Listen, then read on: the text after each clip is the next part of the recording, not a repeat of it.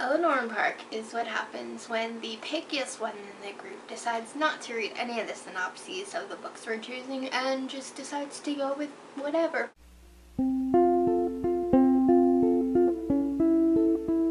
We read Eleanor and Park, and Lexi was correct in saying that I had a different reaction to the book than she did. I, in fact, had the complete and utter opposite reaction to the book that she did. And I'm pretty sure I'm the only one in the group that's gonna be feeling this way. So, here we go. To start off my synopsis of the book, Cliche new girl moves to Cliche school where cliche stuff happens and she falls in a cliche teenage romance, all with the added cliche family drama. You might notice a key word there. Cliche. Yes, that is how I would sum up this book. Cliche. It reminds me of a 12-year-old writing fan fiction for the first time, and they don't know how to make their characters sympathetic or likable. So what do? They default to a tragic home life. Let's get into the stuff I did like about the book, because there were a few. Park's family is just about the only family in the book that seemed real to me.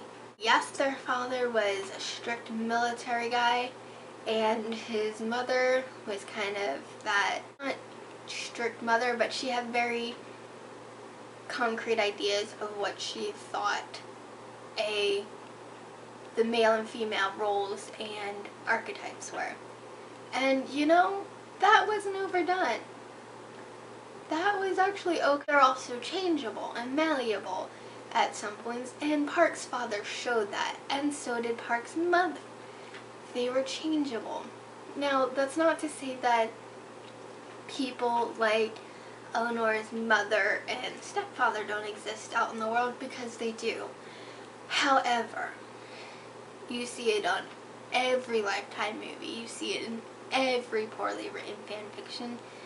By this point, this stereotype of evil, abusive, alcoholic stepfather is so overdone that it makes me want to throw up. Now for the extensive list of things I did not like. And let's start with that keyword of mine, cliche. So, let's count the cliches in this book, shall we? That play an important role in this book. Abusive alcoholic stepfather. Stepfather hates protagonist, protagonist hates stepfather. Mother that bows to stepfather's every command and lets herself be abused. Large poor family, all sharing a same room. New girl in school. New girl that gets bullied in school. Girl that gets bullied in school because of her looks.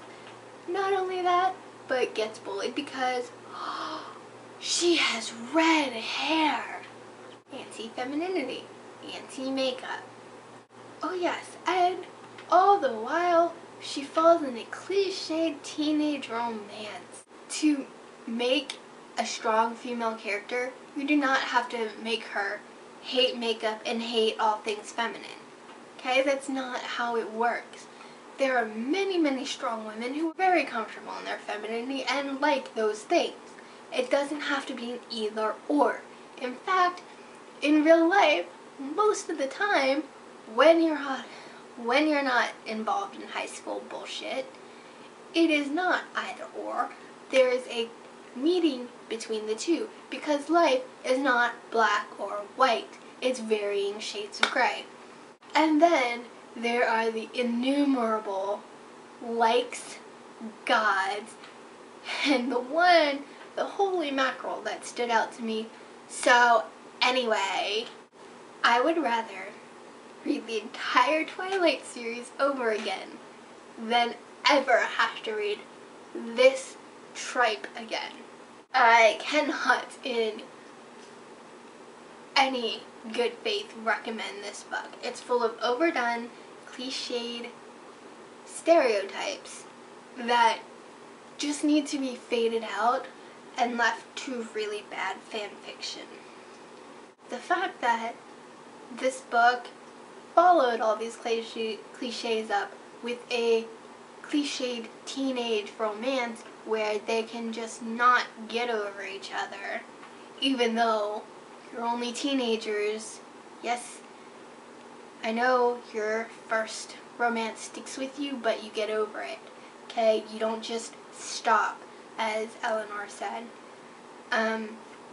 The fact that not only did it have this cliched romance, but Eleanor was also making fun of these cliched romances by making fun of Romeo and Juliet. To sum up, I hated this book with every fiber of my being. So, interested to hear everybody else's opinion on it, because I am sure I am the only one who had such a violent dislike to this book. Probably the only one who disliked this book in general. So, yeah, I will see you guys later.